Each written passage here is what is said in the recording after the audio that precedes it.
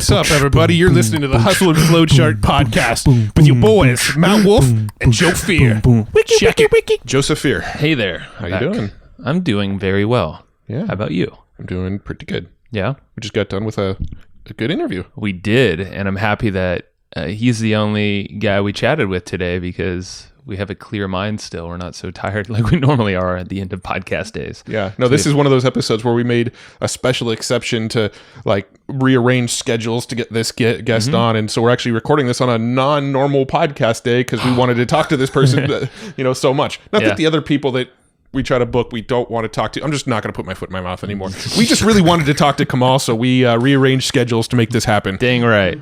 Yeah, and big shout out to Roland Frazier, our buddy and mutual friend with Kamal. Is he helped us with the introduction, so I appreciate that. Yeah. Thank you very much. And just for clarity, this is Kamal Ravikant. Yes. I always forget if we mention our guest name or not. So yeah, Kamal Ravikant is on the podcast, and I feel like this guy has lived many lifetimes in his lifetime. And I don't know how old he is, but I don't think he's really that old. Yeah. But he's experienced a lot. He's distilled what he's learned. And I feel like he's provided his lessons, but also practical ways to improve his life and others in a very simple way. Yeah, so he put out a book called Love Yourself Like Your Life Depends on It. I think he mentioned what year it originally came out, but I can't... 2012. 2012. So he originally wrote it in 2012. And I was actually really fascinated when he told his story on here. I'm not going to, give any spoilers here, but his story was not what I expected at all. Like the way that he kind of got to where he is today was a much harder traveled path than I think most people would assume. And he has a really great story. And so he released this book, Love Yourself Like Your Life Depends on It. And then he just got a ton of feedback, a ton of people emailing him. He puts his email in the book so you can email him with questions or, have conversations with him. Super and he smart, got by the way. all sorts of feedback from this book and all sorts of additional questions. So he decided, I'm going to go back and I'm going to rework this book and I'm going to expand on it and I'm going to add more practical, step-by-step advice. And he just now relaunched Love Yourself Like Your Life Depends on It Did it come out in 2019 or just now in 2020? No, it came out 2 weeks ago, so 2020. Okay, so it's January. It's very, very, very fresh, brand new book just came out, and it's an expanded version, so it's like a mixture of the old, but with expanded versions of it. But then there's a shit ton of practical, like step by step. He added an instruction manual inside of the book. Literally, it's a manual. Yeah. And it's really fascinating because I don't think I've ever seen anything like that. Like where it's so like step by step, and then also how like, okay, start here and then do this and then do this and do this, but each one is broken down, which is actually really cool. When Kamal and I first chatted was maybe 8 months ago, and this is actually right after we got introduced to each other, and we had like a 45-minute call or something like that. And immediately I was like, okay, this guy's really cool. And he was just about to start writing this expanded version because we were going to do this podcast like 8 months ago. He's like, actually, can we hold off until like January when this goes live? But also after he's like really distilled his experiences and put it on paper because, like that was 2012. And he said in this interview, he's like, I've learned a lot. And then obviously he gets a lot of feedback through people writing him. I mean, I'm sure it's thousands and thousands because there's already, over 3,000-4,000 reviews on just Amazon. Can't even imagine how many people reached out to him. Yeah. And how cool is that for one? The fact that he's like putting an email address and it's also in the new book too. So, this is just going to even be bigger. Yeah. It's just really fascinating. So he's actually been able to distill his thoughts in a much clearer manner that people can actually act upon as well. Yeah. Which I think is really powerful. And the simplicity of it all. I think that's the thing that that is the most powerful thing, and that's like one of my big takeaways after chatting with Kamal again here is he's a very I'm not going to call him a simple man, I can't say that, but the action steps he takes, he focuses on the simple solutions, not over analyzing the past or the why behind things. Yeah. Yeah. So we had a great conversation with him. Joe and I shared some of the struggles that we've been dealing with, and wanted to get some of his advice on how to handle them, and he helped us with some very practical advice on how to handle that stuff. I love this guy. He's just a really very friendly guy.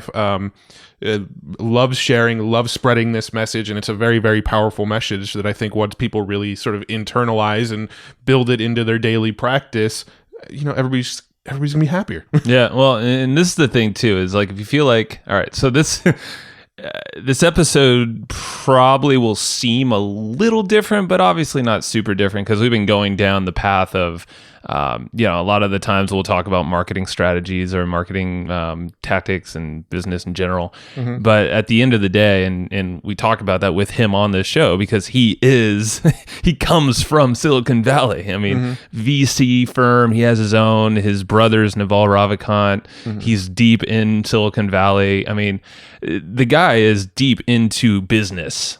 And, but this book, it doesn't seem like business or this talk, but it's so intertwined. Mm-hmm. And we basically talk about like how this is way more important.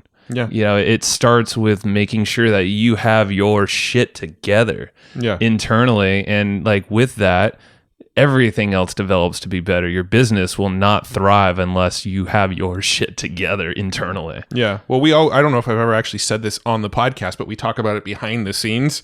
We call ourselves a life improvement podcast, wearing the mask of a business podcast. I don't know if did you say that on the show or prior to recording? I think I told Kamal that before we hit record. Yeah. Okay. But yeah, that's really how we see the show, is we're trying to improve the lives of our listeners. Most of the time the vehicle is through business, but your business is going to struggle if you don't have your head screwed on right, if the mental stuff isn't figured out, if the your physical body isn't working right for you, if your relationships aren't working right, your business is going to struggle, which is why we consider ourselves a life improvement podcast, but the vehicle we talk about most of the time is business. But at the end of the day, we're just trying to improve your life with the content we're putting out. Yeah, man. And that's where I like this I like how our show's developing actually into that, because I feel like it takes a little bit to realize that is actually the most important thing. Like you can't force your way through things. You can only brute force or hustle and grind for so long. You can't flowchart all day either. You can't overanalyze things, or else you're just stuck in the past. So it's figuring out the stuff in between, and if you love all the tactical stuff, don't go hit the unsubscribe button yet. No, we are still going to put just as much focus on that stuff. We love tactics too, but we think all of this is equally as important. In fact, some of this mindset type stuff is probably more important than any tactic. Yeah. But I think the overarching theme is that there needs to be the balance of all of it. You gotta have the mindset figured out. You've got to have your physical body figured out. You've got to have your relationships figured out. And only once all of this stuff is sort of in alignment are the tactics really going to pay off for you. Totally. Yeah. So this is definitely a foundational thing. That doesn't stop once you feel like you built the foundation, because it's never built.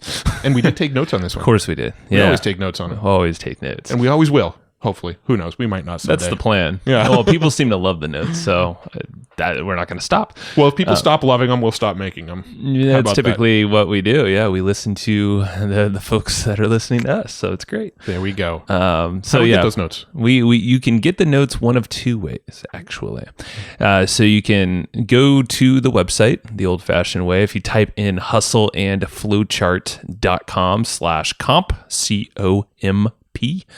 Or you can get your phone out and text the number 38470 comp. To actually the word is comp. I always say a little backwards too. Yeah, that's the phone text number. The word comp to 38470. There it is. We'll so those notes. That's how you get them. They're free. So get them quick. They're free for about 2 weeks. For about 2 weeks from this episode going live. So you can get them for free. hustleandflowchart.com/comp, or texting comp to 38470. And I'll even layer this on there is I'm actually very curious to hear what people think about this episode and how you're going to apply it. I'm gonna do something like what Kamal says. Email me. I'm curious. So Joe at evergreenprofits.com. My inbox is always flooded already, but Matt's thinking I'm freaking batshit. I am, because I hear all the time how frustrated you are with how full your inbox is. Yeah, I know. But you know what? Let's do it. So, yeah, do that. But get the notes. All right. Well, let's go talk to Kamal. And you can get those notes once again. Text comp to 38470 or hustleandflowchart.com/comp. All right. Now let's go talk to Kamal. Hey, Kamal. How you doing, buddy? Good, man. As we were talking earlier, I'm a little not feeling well, but I was like, I'm going to show up and I'm going to do my best. Yeah, man. That's thank you for doing that, and we'll make it a good time. Yeah, I know you live and breathe everything we're going to chat about anyway, so it'll come out, I'm sure. Yeah. I mean, what? So you just released the book, Love Yourself Like Your Life Depends on It, an expanded version. I mean, that thing. Right. Yeah, Matt and I. So that just got released this month, the time of the recording, right. January. About 2 weeks ago. Yeah. How's that been going so far? The response and all that. I mean, the response is amazing. It's the emails I'm getting. I just from entrepreneurs and just regular people, anyone, man, and from like all walks of life, just how it's helping them. And I was reading some of the emails today, anything from self-esteem to confidence to loving themselves. And then yesterday I got an email from a guy who runs an organization that helps veterans get jobs when they transition. Right, he's a former veteran and it's a nonprofit. And it looks like he's a successful guy, and he runs this.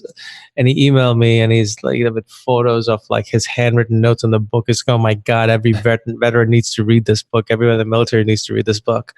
And he's like, I'm gonna email it to my list. It's really special to see that impact this book is having. It's a special book, man. It is special book. Yeah, and it's wild how it started. Self-published. When did you first publish the original version? The original version, which was just a tiny, tiny book, I self-published in 2012. Got it. And so the expanded version, which is like 4.5 times as big, and 4.5 infinitely more valuable. As I'm finding out from the people who are reading it, it just came out in 2020. Got it. Yeah. It's wild, man. Like how popular the self-published version got. There's something like, I think it's over 3,000 reviews on Amazon alone. I'm sure your inbox probably exploded too, huh? Yeah, I did something most people don't do in the original version, and also this version too. I put my email in the back of the book. I was like, hey, if you want to email me, here's my email address. Wow. You know what? People do. That's so cool. And it's actually you read in everything or most of them. Huh? I don't know if you can get to all of them, huh? I do reply. I do read and reply. Like sometimes, I try to. People are very kind and giving, and also people have. And look, the reason why this expanded version came out is because of those emails.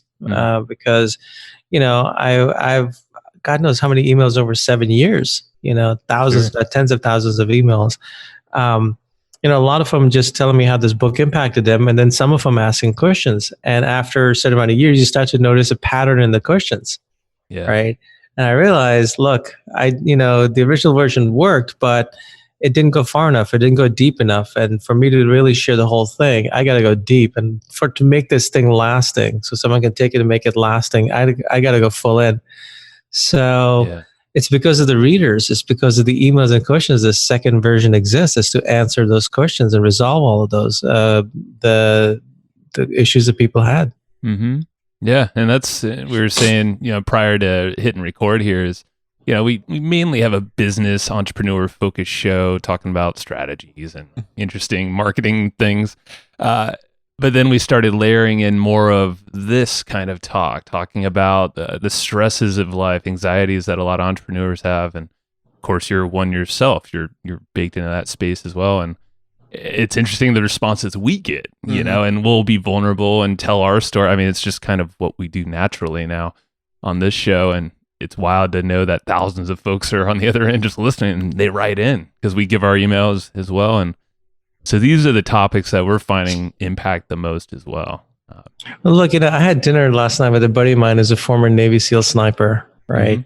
Impressive, right? You don't get to be a sniper in the Navy SEALs unless, you're top of the, pretty badass, right? Sure. And he's been in combat and all that. And he said and he's built a successful media business, after he got out.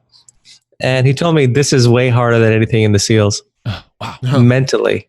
Mentally, he says, because you're challenged every day. You don't have the support system you do in the military and like the training and all that. You just like figuring this stuff out every day. And he's got the mindset of a SEAL. I mean, dude's pretty badass, right? Yeah. It's kind of interesting. It tells you a lot. Like entrepreneurship challenges you in a way that most of us aren't trained to be challenged, and it challenges you every day. It's just a series of, often feels like just a series of making mistakes and fixing them every day. That's true. It does take a toll on one, and one has to take care of themselves in the process. Yeah, it's actually really fascinating, because here's a guy you're talking about who's very structured, came from the elite of the elite, and I know you're a vet as well, from the Army, and I can just imagine. I mean, we're not veterans and we haven't served, but yeah, as an entrepreneur, without a support group, especially, or if you're going in with a team, even if you have one, if you're a leader, you are kind of just figuring it out. There's not, you're accountable, but mainly you're kind of accountable to yourself. Yeah. And well, I also feel like there's an element among entrepreneurs where I don't know, a lot of them are very prideful. A lot of the circles that we run in, there's like a sort of pride, arrogance element to it, where a lot of them don't even want to reach out for help. So everybody's just kind of acting solo and not sort of talking to people and sharing their struggles and, going to proper outlets to sort of unload some of this mental toughness that's weighing down on them. Yeah, that's always been that way. I mean, I've come from Silicon Valley, and it's very much been like that. It's gotten better. It's getting better. There's people are realizing that just the need to take care of themselves, and however that is, for example, your podcast, you're talking about these things. It's a podcast. It's called Hustle and Flow, a flowchart podcast, right? And yet here we are talking about concepts about making yourself better. Because look, ultimately, whatever you create in life, your entrepreneurship, it's a reflection of you. Your company is a reflection of you. If you don't take care of yourself, guess what's going to happen there? And what's the fun if you do build if you do have the success and you go crashed in the process? You burned yourself out in the process. So, I've learned that it all starts with you, and it doesn't mean it's not a selfish thing. It's more of a primal thing. It's more of just how life starts from the inside out. Yeah, and everything that it comes in goes out. And it's you even reference it in the book, and it's a pretty common phrase, and everyone knows it's the oxygen mask principle in the airplane. It starts with you. Can't help your kid or anyone else on that plane until you help yourself. It's so true, man, and it's so easy to forget too, because I feel like a lot of entrepreneurs, we are very strong-willed, we're very determined, and have goals. So it's almost like we try to think our way through everything, or push our way through actions. But there's these actions that we're forgetting that are internal, which that's what you're bringing to the world here. Well, look, no one ever taught us this. I didn't learn this in college. I didn't learn this in the military. But, it wasn't known. Like we don't. It's it's outside of entrepreneurship. It's a human thing, man. We all go through stuff. Yeah, we all go through things in life. We all feel joy, we all feel pain, we all feel happiness, we all feel sadness. The details might differ, but we all feel these things. We experience them, right? So forget entrepreneurship for a moment. Just think of it as a human being living life. How do you make that better for yourself, right? How do you make that experience inside your head better? Because that's ultimately what you got, is what inside your head. Yeah. Now, I want to go back a little bit, and so I want to get into the sort of advice that you give in the book and have some discussion around it. But before we do, I want to sort of introduce you to some of the people who might be listening that may not know you yet. And so I want to get a little bit of your story. I'm curious how you went from, being in the Army to going into this entrepreneurial career and, being an investor and doing this, working with startups and everything you're doing now. I'm curious, how did that transition look, and what's sort of that backstory a little bit about how you got into the entrepreneurial world? Yeah, that's a good question. It's funny how some of those are related, some of those are completely unrelated. The Army, I went to college for a year, and after a year, I had a full ride, but then decided I'm going to join the military. So I joined the Army for a few years. Then after the Army, I went to college, and after college, traveled around a bit, and then the dot-com boom was a backpack around the world a bit.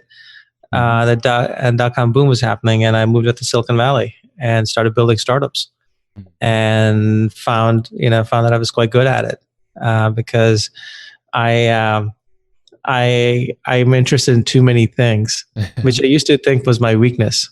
Yeah.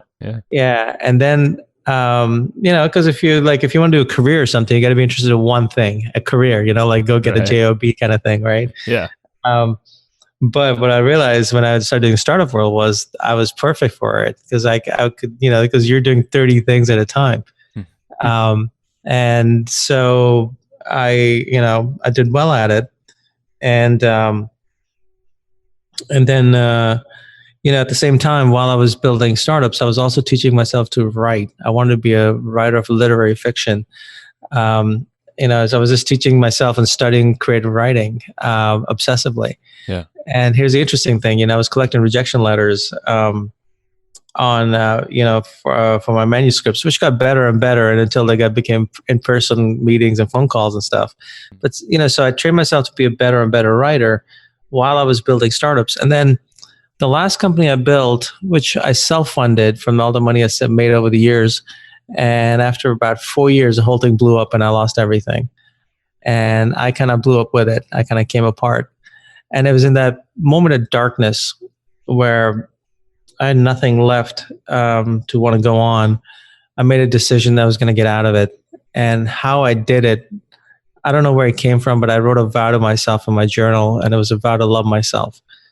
And I never used to think in those terms, but that vow came from deep within me. So I had to set out and do it. Because ultimately that vow was a commitment to myself. Sure. And it was a pure commitment. There was no ego. There was no nothing. There was nothing for trying to get something. It was pure, like a pure thing. And so having this concept that life is from the inside out, I just started working my inner self. And what worked, I kept. What didn't work, I threw away. And after a certain period of time, I had down to a process that as I was doing it, my inner self really started to shift and change. And it was all focused on these basic practices on making myself feel love for myself, until it became it became a natural thing. Because, the thing in neuroscience, neurons that fire together, wire together. That's right. If you want to just go to basic physiology, that's just how the brain works. So you're creating these deep mental patterns that just start running on their own, and started your thoughts and your emotions and your life literally springs out of there. And so now I had lost everything, and I was living off credit cards, and I was sharing with some friends what I'd done and how it helped me, and it really helped them. And so they convinced me to write it down. So all those years of training to be a literary fiction writer, I wrote down this little simple book, just to share what I'd done, because I knew it was powerful, and it was changing lives of the people I had shared it with. And because I made a commitment to a friend of mine, I self-published it on Amazon, and I was terrified. I was like, who the hell am I? I lost all my money. I lost investors' money, and here I'm writing a book about, yay, I'm loving myself. Look at me, Yeah. And that book went viral. It took off. It just went viral. Literally, I put my email address in the book, and God, did I get emails. It was insane. It was amazing. It was life-changing. And that little book started paying my bills, started paying my rent. And that allowed me to step back and say, okay, what do I want to do next? And I didn't want to build another company anymore. But next problem I wanted to solve was, I'd had investors that were great investors, and I'd had investors that was really bad investors. And bad investors can make your life hell. You know, there's really, I tell people, like, look, be careful who you take money from. You know, check them out, vet them with other entrepreneurs. You know, everyone will support you when you're doing well, but when you're going down, you want the ones who live and support you when you're going down, because it's a roller coaster journey in entrepreneurship, right? Yeah, and I know you, you and Roland Frazier are buddies, and you're on his show, and I heard it's really a human level when it comes to investing. And that's how it seems like you vet almost everyone out, but especially in business. Is that right? Yeah, I mean, Roland is brilliant, one of the most brilliant human beings I've ever met. I love Roland. Yeah. But yeah, so like, you know, I was like, I'm going to start a fund, and it's going to be run by a former CEO. So like, you know, when I talk to entrepreneurs who are pitching, I'm like, don't pitch me, man. Just talk me CEO to CEO. What are you building? What are you doing? I just want to know, you know, why do you think you'll pull it off? What's the challenges? You know, just a conversation.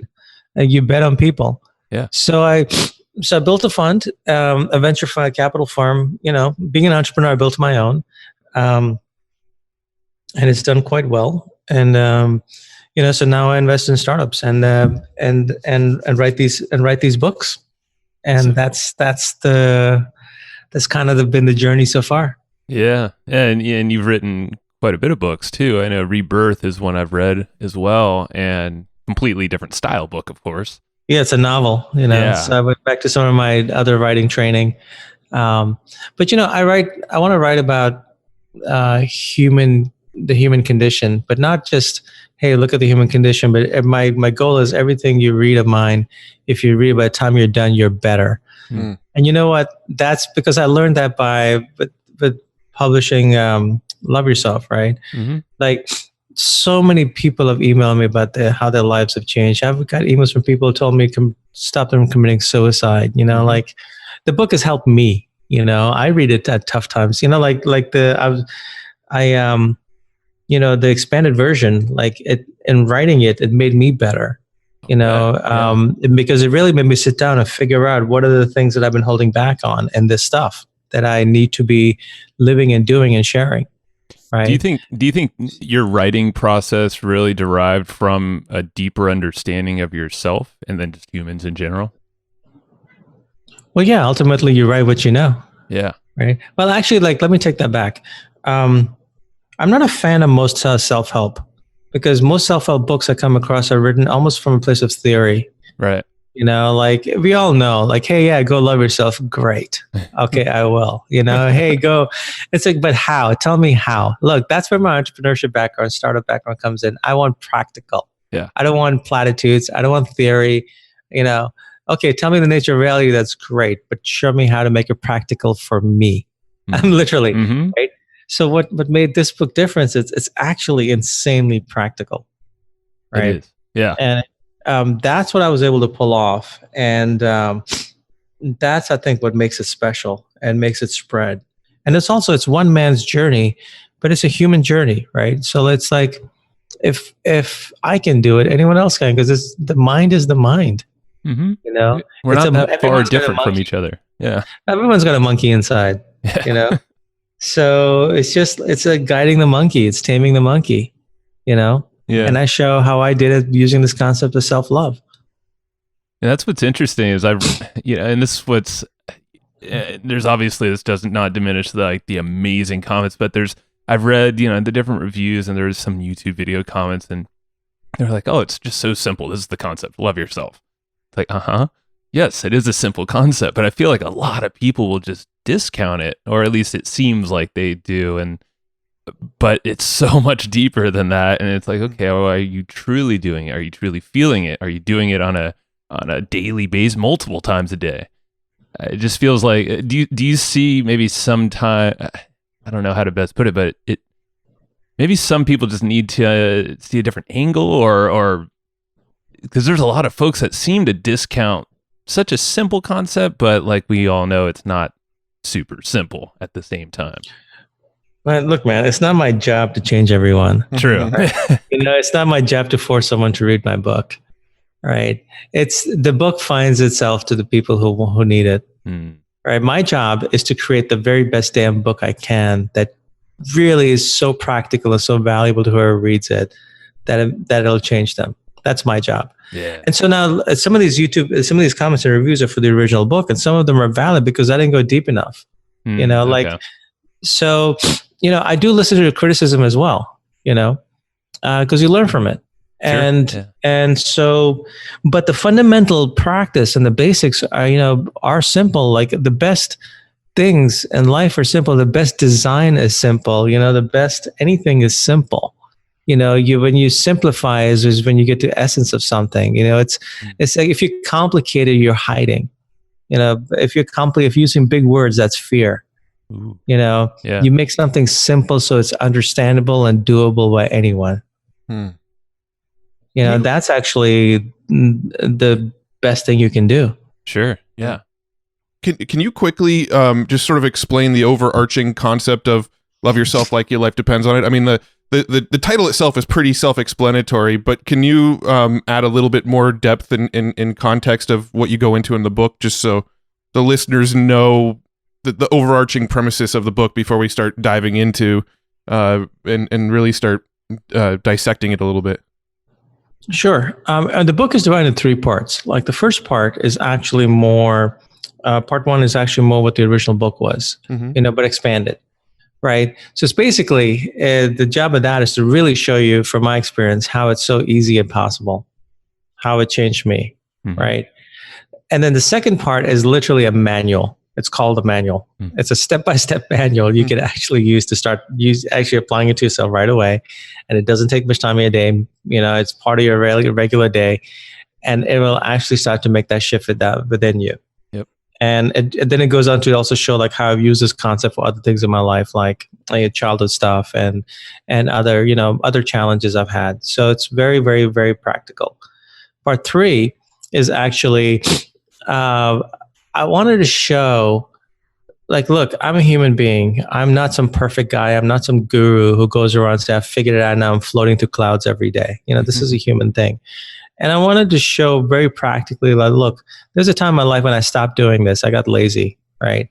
And I got lazy and then I got hit by challenges of life and I fell apart again, right? In my own way. And let me show you how I applied it again.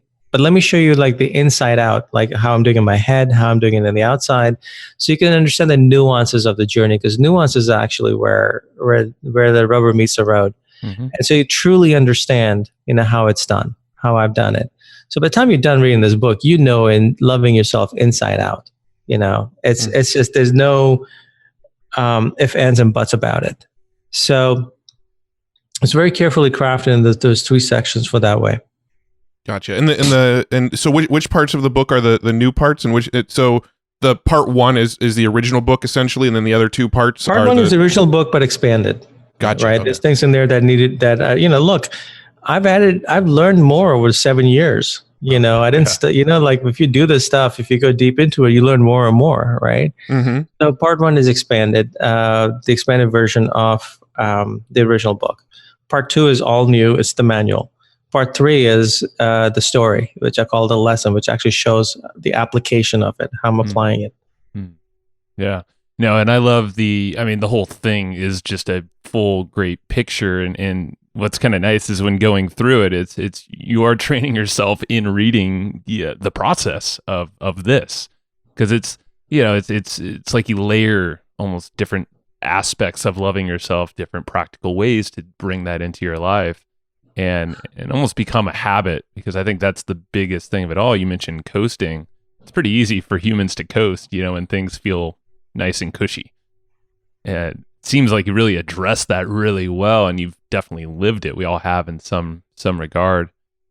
How do you, like, are there times where you can catch yourself, or you've noticed, maybe you've heard some stories of people coasting,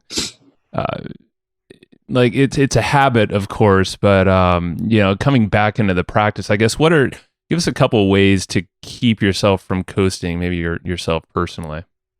Look, the concept of coasting, it's like, look, let's say you decide to go to the gym, right? You just say you decide you want to be in awesome shape, you want to be chiseled, right? You're gonna have to go to the gym basically every day. You're gonna have to eat a certain way every day. Right. And let's say you do that for a year and you get chiseled. Feels great, looks great, life's going great. and you start to let yourself go. Okay, I got here. You let yourself go, and that's fine. You can let yourself go here and there. Continue to go to the gym, just skip days here and there, whatever. Grab a donut here and there. But let's say you stop and you just start living on jelly donuts all day. Mm-hmm. What do you think is going to happen? It's right? Homer Simpson, right? So like the body and like the mind is even more plastic than the body, right? So that's why, I would say this is like we go to the gym and we train ourselves. We take care of our bodies, but do we train our mind? Do we take the time to actually train our mind, which runs the show? Yeah.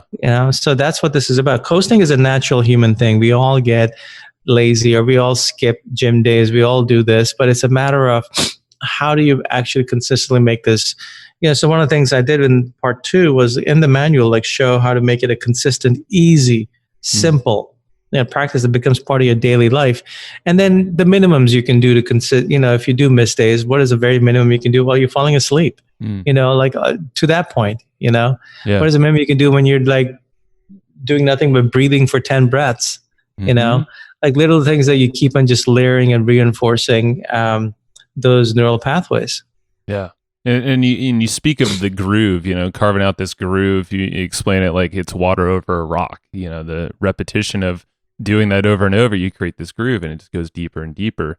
And it sounds like that's like the neural pathways. You're essentially connecting everything together to start thinking with this vibration of love, and it's almost like a second nature becomes of you with that repetition.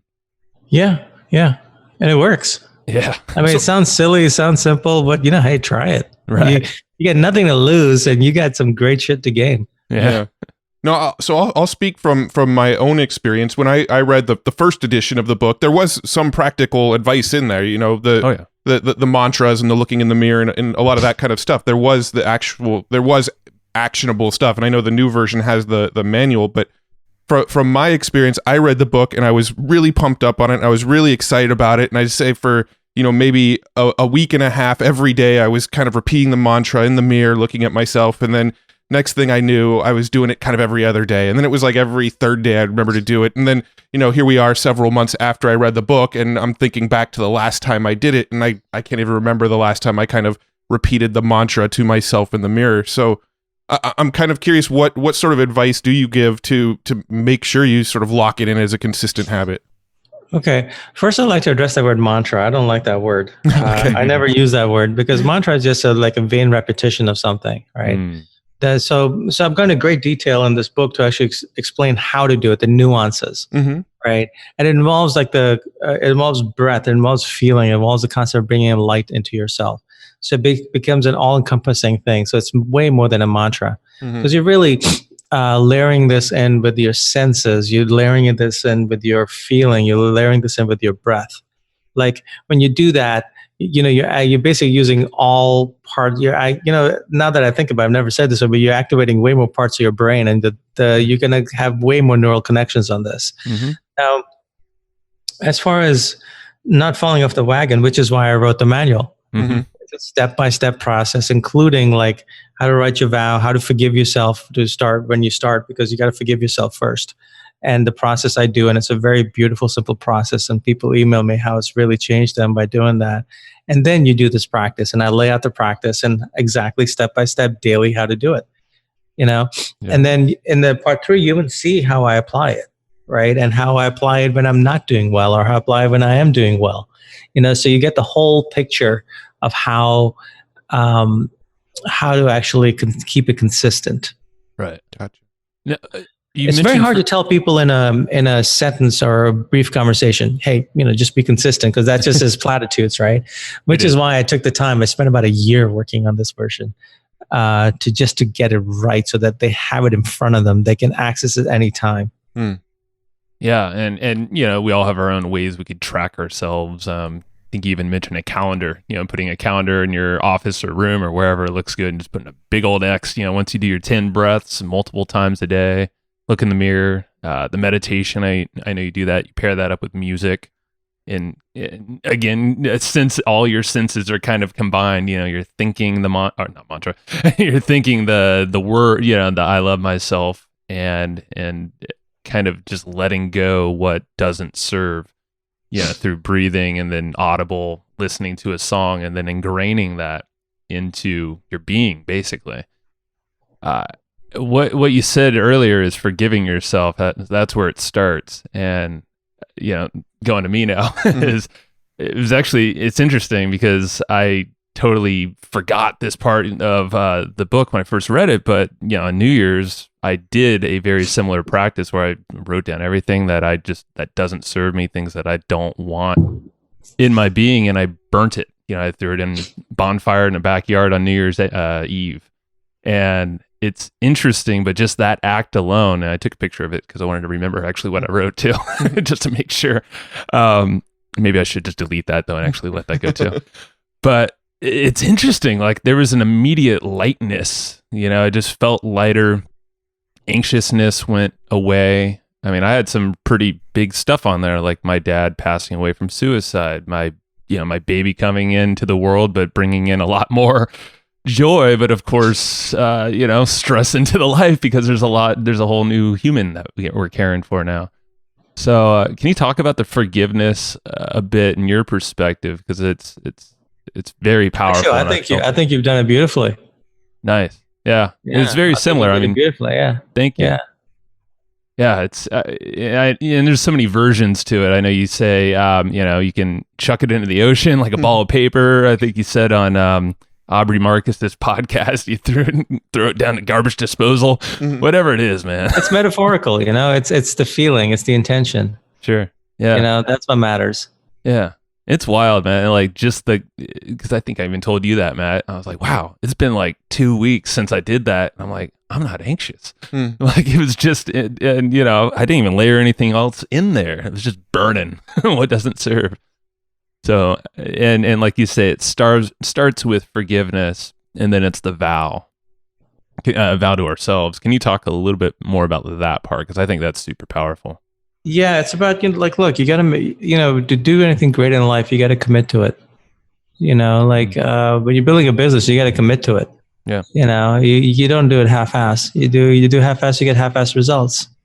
And this thing, if you're going to go for loving yourself, commit to it, go all in, and it's not going to be bad for you. So that's why I'm a big believer in committing to things that are good for you on the inside. And so I walk you through how I do mine and how you can do yours and how I apply it. It's very simple, but it's the simple power of commitment to the self. And a vow is a beautiful way to commit to yourself. Mm-hmm. Yeah, it's a good reminder. It's something that I'm sure would keep you from falling off the bandwagon. Whatever that vow looks like, even if it's practically, you can put it on your wall, you put it as your desktop or your computer, your phone, whatever it might be. Yeah, or if you fall off the wagon, it brings you back. It's basically vision.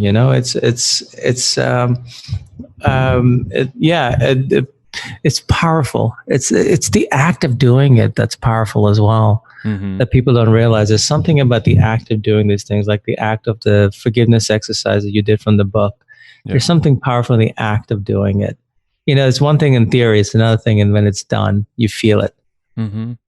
And there's a lot of us with, this is where I just experienced it a little bit last night, but there's these mental loops, and it's past memories that bring stress.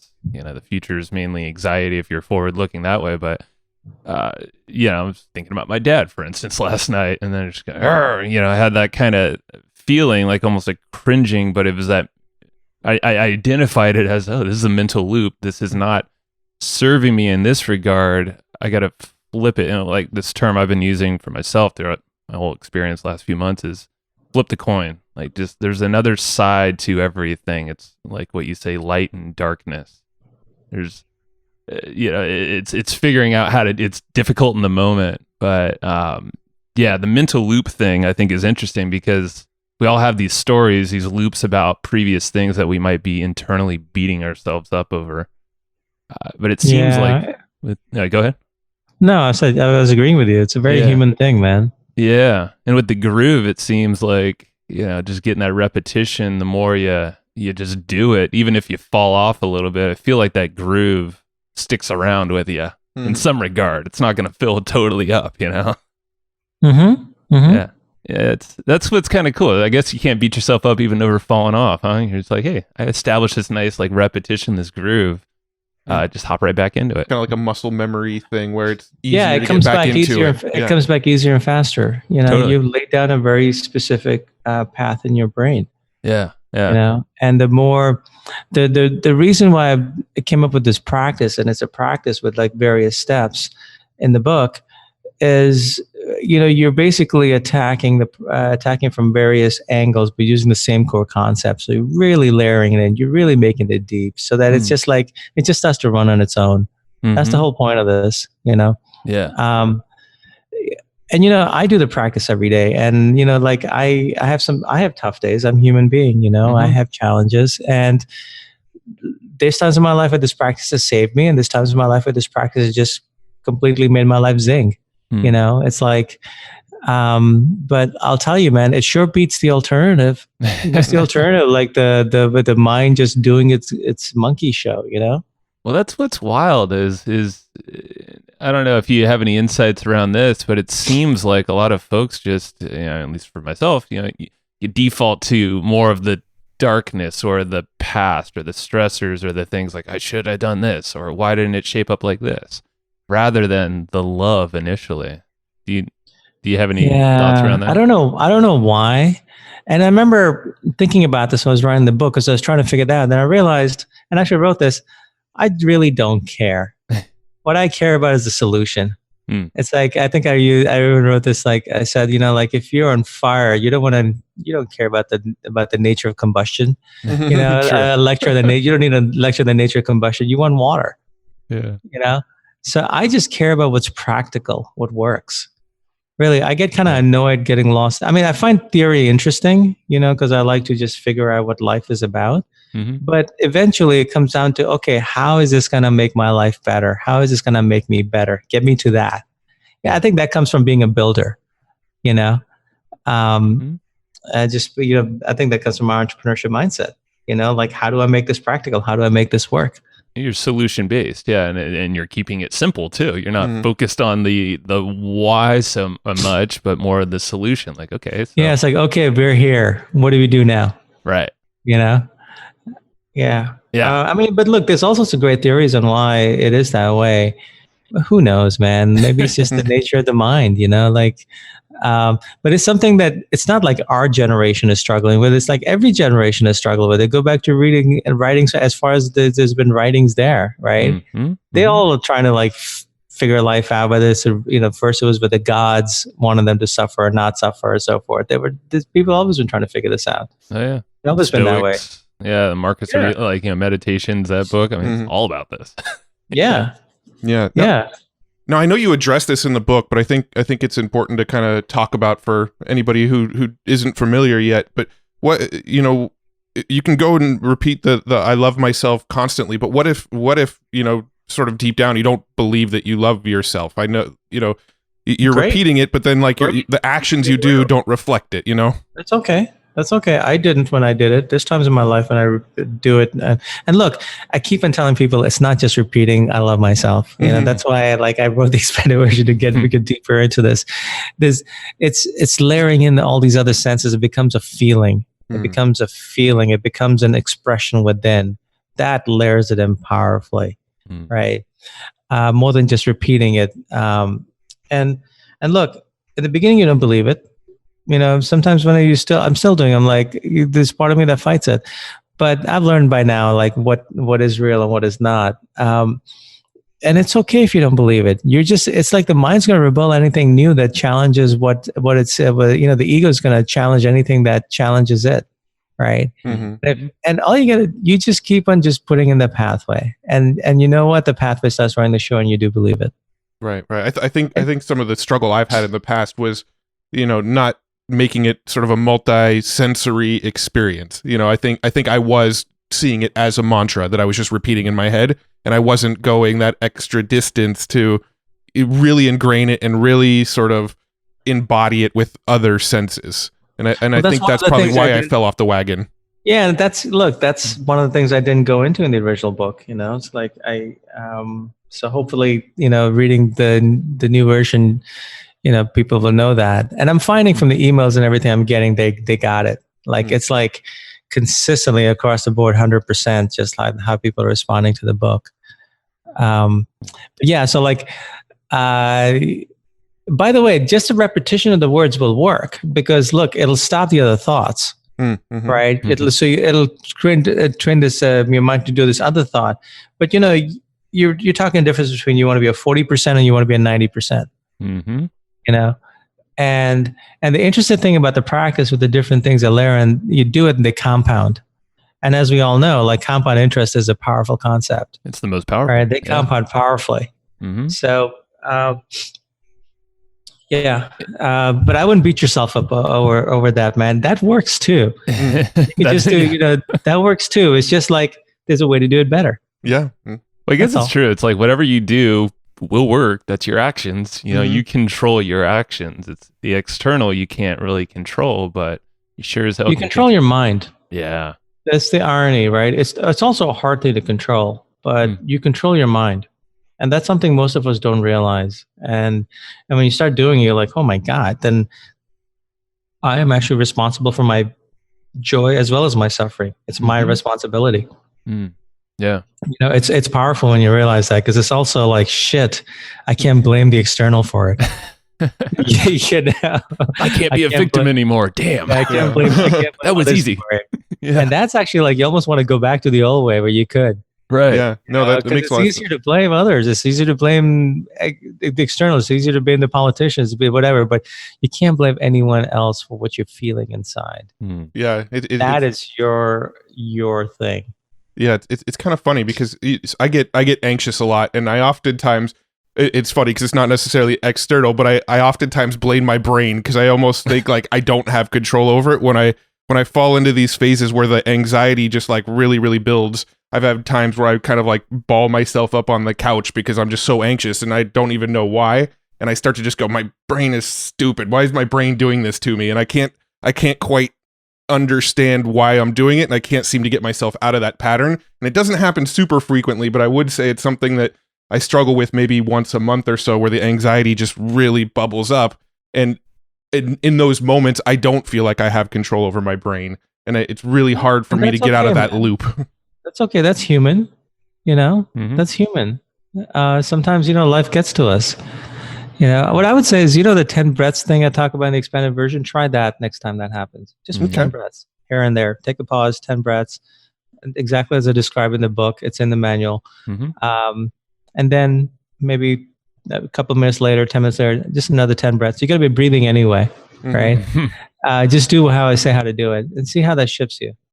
Okay. I will definitely do that. Yeah, that practice I have been doing a lot lately. The 10 breaths and because it's easy, right? Anyone can do it. You're going to be breathing anyway. Let me here, give me 10 of them and do this, And that's one of the reasons why, as I was writing the manual, I was like, look, I gotta put in what I've learned over 7 years since I wrote the original to really make it effective. To really I don't want any more questions. I just want, you know what I mean? Like I've seen the questions. I know what people are struggling with. Let me give them the answer so that it's like, this is the soup to nuts, Yeah. And the 10 breaths is really powerful. Yeah. No, I was, use it when I'm driving, working out. I mean, I do it between sets at the gym. There you go, man. Right? I'm sitting there resting or waiting for the weights or whatever. 10 breaths.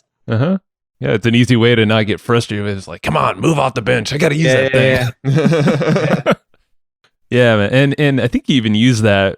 I think you mentioned is before you go on stage, go speak, any kind of, build up of an event. It gets you out of your head and it grounds you, centers you, and brings you into literally feeling love for yourself. Yeah, which is a great place to go do anything. I was on a live news broadcast a couple of weeks ago, and I was really nervous because I've never done live news before. And live news is like, they're interviewing you and you don't have time to chat. You just literally sit down and a couple of minutes later it's done. Yeah. Those couple of minutes go by fast, and it's live and it's like local news or whatever. and it was in New York. It was a big station, and I almost canceled. I was so nervous, because I didn't want to have I'm not a talking points guy, so I didn't want to have like talking points that I rattle off no matter what they ask. I want to be present. For example, like I told you, I wasn't feeling well at the beginning of this, but I was like, okay, I'm going to show up and I'm going to give you what I got. And I hope it's good enough. It's doing great, man. Yeah. Thank you. Yeah. I hope people listening are getting, good stuff out of it.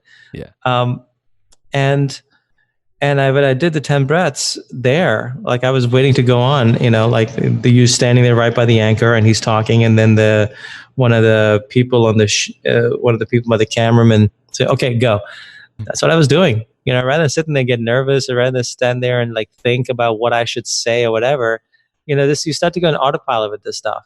And you know what? You're just present. You're there. You're feeling good. And then bam, you go on. That's a good place to go on from. Oh my God. Yeah. There's nowhere better. Yeah. Well, that's, and I'm sure it shaped up to be a pretty dang good interview, huh? Did you feel good afterwards at least? I felt great. Good. Yeah, I saw your post about that actually on Facebook, how I think you got some advice, talking points, all that stuff. And you're like, I'm just going to be me.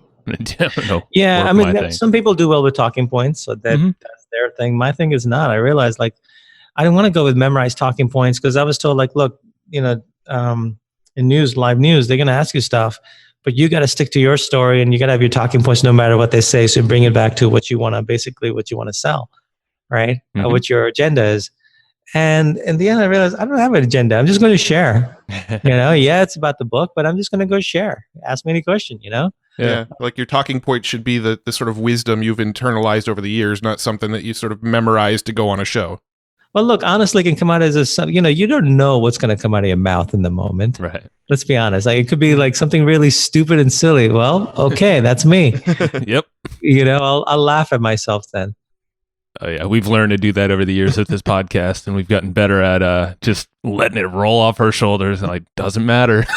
It's us. Look, it's real. That's right. People, we all crave what's real, and I think that's another reason why this book does so well. Because it's real. I've written from my experience. I share my story, and I share my challenges with it. And how I've overcome them. I think that's one thing people forget in the world when you're creating something.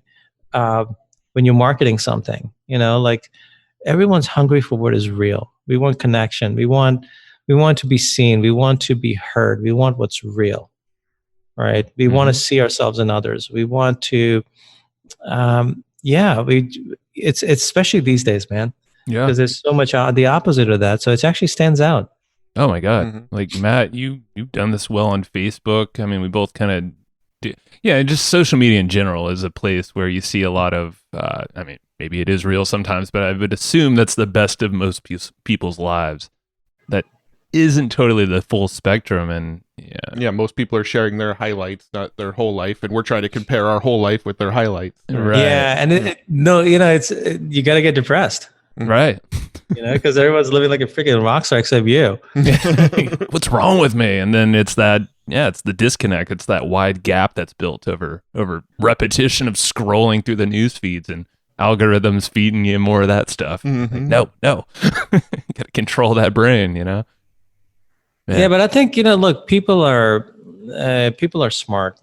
People can feel truth versus not. And especially because now there's so much of this stuff out there that's not the truth. They can actually sense it when they get it. So I think that's a great opportunity for anyone building anything. Like speak from when you're sharing your product or your service or whatever, you're selling something. If you come at it from a place of truth and sincerity of what you believe in, watch your conversion go up. And it's better than anything else you could have done. Yeah. Yeah, it's whatever gets you into, this practice. It could be a personal thing, or it could just be, like you said, conversion rate of like a, from a sales message that you're putting out there. It's like, well, I guarantee if you're starting to love yourself and get into that, you're like softening your ego, because that's, rigid ego can lead you in some bad directions or say things that are not quite true. I'm sure sales, if that's the intention, cool, but work on yourself first doing this kind of stuff. It's not going to hurt you. Yeah, hell no. It's going to feel great. So now that this is released, and I'm sure you're busy just, spreading the word. Where do you see yourself headed after this? It sounds like, I doubt you're done on this journey of even exploring more about loving yourself, but where do you see this going for yourself? That's a great question. I honestly don't know. I've been asking myself the same, and I honestly don't know. That's the beauty of life, right? Yeah, I'll find out. Yeah, that's awesome. Well, that's. I don't know do you mind talking about what you went through in October a little bit?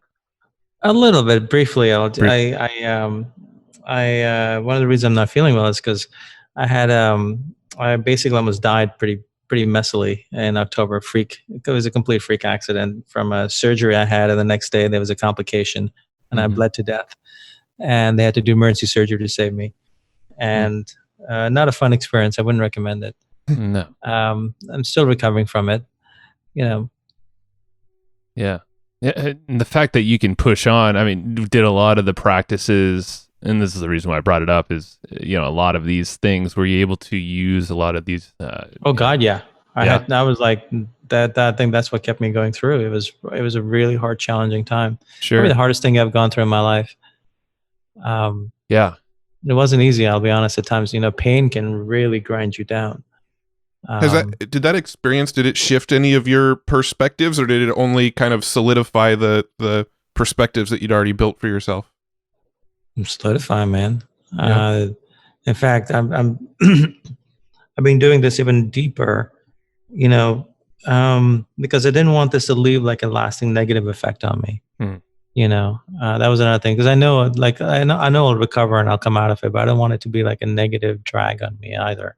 Right. And it's hard when you're in pain, because pain can really, my heart really goes out to people who live with chronic pain. I understand now what it can do to you. But because the pain can drag you down, then your mind goes down. Right. So like, I was actually talking to my brother the other day. I was like, yeah, man, I had like these 4 days of intense pain, and look, I had to work on my mind, because like, otherwise you just kind of like it, otherwise the mind just goes down. You start getting, so if anything, it's just shown me the importance of doing this. Like, look, this stuff is literally life changing, but it's also life improving, and sometimes just keeping you afloat. It's a fundamental thing. Loving ourselves is something we all need. We're all wired for. That's the irony. We're wired for it. And it's the thing that we crave the most. And ironically, often it's the thing we give ourselves the least. I've been guilty of it, so I know. I come from there. Yeah. No, that's really cool to hear that, and that's kind of brought it up partially because of my father. I've talked about it on this podcast before, but him committing suicide, and that was early October. Had a baby on Halloween, at the end of that month, but 100% he was struggling, and obviously I don't know exactly what, never will. But again, there's so many folks out there that whatever the circumstances are, they've just amounted so far where the mind goes. It's just not, maybe it's a spontaneous, I'm sure typically those things are spontaneous, but yeah, it's wild. It's hard, man. My heart goes out to him, man. My heart goes out to you. Like, thank you. It's like, the human journey, it's so nuanced. And I think that's that's why it's important it's like, you don't want to start working out when you need it. You want to consistently be working out so you don't need it. Right. You want to eat healthy so you don't need it. Like, you don't, because now when you're at 300 pounds and you're diabetic and have heart disease. Right. So you want to be working out consistently, you'll never get there. Same thing here. Right. So if you do this, you're less likely to go off the rails. Yep. Or if you're there, use this to get off the, to get your mind in shape. Look, by the way, this is not an alternative for any kind of therapy or medication or whatever, right? I'm not a therapist, nor do I want to be one. I'm a guy who just works on himself and comes from a very interesting, I've lived an interesting life so far, and I have a interesting mindset that I work on, and I'm just sharing what I've done that's worked for me. And because it's a human thing, it works for other humans. Mm-hmm. But it's not an alternative. It's more like an additive. Yeah, that's a good point. Very good point. And I like the analogy you said almost to working out. It's or any disease that we might have. It's like, oh, now, and there's surgeries. You don't want to wait till you're there, right? Yeah. You want to be doing, take care of consistently so you don't get there. Right. Yeah. So but if you're there, then do it to get out of there. Mm-hmm. We all have insurance to prevent loss. This is an insurance policy that you can start paying into now. For sure. Well, also, your worst case scenario is you'll just walk around feeling good about yourself. Yeah. That's not so bad. It's pretty good. And it's that ripple effect, for the rest of the world. That's a good thing. Man, that's, I'm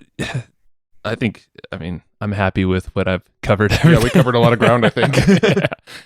Kamal, you've been amazing, man. And, I can't wait to see what happens, from where, I know this book is going to change even more lives than the however many before. It's going to be interesting. And I'm going to keep a look on all the, because I love to actually read all these comments and stuff, because this is, now just me in the thick of kind of what I'm going through, but we all have our own things. It's interesting to see how people apply it. And actually, is there are there any, maybe some impactful stories or one that stands out that you've heard from one of your readers that just wowed you, just kind of floored you with there's been a bunch, man. There's been all over, like the ones that were stopped them literally in the act of preparing to commit suicide over, always amazing. But those, it's not like only suicidal people read this book and get something out of it. Anything from a 16-year-old girl telling me, got her, help her get over bullying, how she was feeling about herself. Like, they were all impactful, man. They're amazing. Yeah. Absolutely amazing. Sometimes I'll hear from people, I'm like, wow, this is an impressive person. And they'll share me their struggle and how this book has helped them. And it kind of just reinforces how we're all human beings, Yeah. We think, the other person's got it figured out. They got it all, but you don't know what's going on inside there. Mm-hmm. Yeah. Well, this is, it inspires me as well. Just the fact that this is your own experience, and you started off with it's almost like a micro test with the self-publish. Not like you probably had the foresight that you were going to actually publish this on a big legit publisher later on. Because I've always felt, through this experience and, kind of the light and dark flip the coin kind of thing, I'm like, I feel like there's a book in me. I just don't know how yet, but I'm starting to just at least put my thoughts down. So I just want to give you props on that. You are inspiring me to do that and put that out into the world. People have actually asked for it already too. Good. Maybe I'll follow up on that. Get some. But in terms of you being, you're a writer, what kind of books do you consume, or maybe a couple that you think are just like, these are the ones that I love to recommend to the people I love? I actually like, it's funny, I was talking about two books today that really impacted me, very simple fables. One's called The Alchemist, and then there's The Little Prince. Two very, very simple, beautiful books with a lot of white life wisdom in them. These are not books on business. These are just fables that a child can read and an adult can read, and both can get something out of it. Awesome. Yeah, I read The Alchemist. It's an amazing one. Read that one. I haven't read The Little Prince yet. Perfect. Well, Kamal, where can folks reach out to you, explore more? Of course, love yourself like your life depends on it. I'm sure it's being sold everywhere. I know it's on Amazon. Yeah, it's in bookstores, Amazon, like if you want to buy it online, Amazon, Barnes & Noble, all the usual suspects. If you want to support local businesses, independent bookstores. And the audiobook is doing really well, interesting enough. People really love the audiobook. I read it. And, that's right. Yeah, actually, I just picked it up this morning, actually. I saw that, and you actually doing really, really well. Getting a lot of really great emails about that. And then outside of that, my email address is in the book. So to get to Kamal, you got to get the book. Do it. That's good. Why would I give you my email address? No, I hear that. Yeah, that's great. I love it. I give it to my readers. It's a connection with people who are actually reading my work. Yeah, perfect. Perfect. Yeah, that sounds great, man. Well, I appreciate your time and for showing up today too. I know you're not feeling great, but hey, this was an amazing time with you. Thank you. All right, man. Have a good one. Hey. Thank you for listening to that episode. This is Joe Fear. I'm sure you probably already knew that. And Matt is not here right now, but I'm pretty sure he enjoyed the episode just as much as you and I did, because, he went into the production of kind of making that thing right along with me. So thank you very much. And I want to give a quick shout out to our buddies over at Easy Webinar. These guys have been supporting us for a while, a long time. And Casey Zeman is just a super good guy all around. He's actually been on the show before. He's the founder of Easy Webinar. So if you look up Casey Zeman on any podcast platform you're listening to, go check him out. Go check out his backstory, what he's all about. You can learn a lot about webinars as well. And right now, Easy Webinar, these guys are actually hooking you up with a great trial. It's a completely free trial to test out their software, soup to nuts, check it all out and see if it's a good fit for you. If you go to easywebinar.com/hustle, that's HUSTLE, if you didn't know how to spell hustle, there you go. So if you go to easywebinar.com/hustle, you can go grab a free trial. And Easy Webinar literally lives up to its name. It's super simple. Super easy.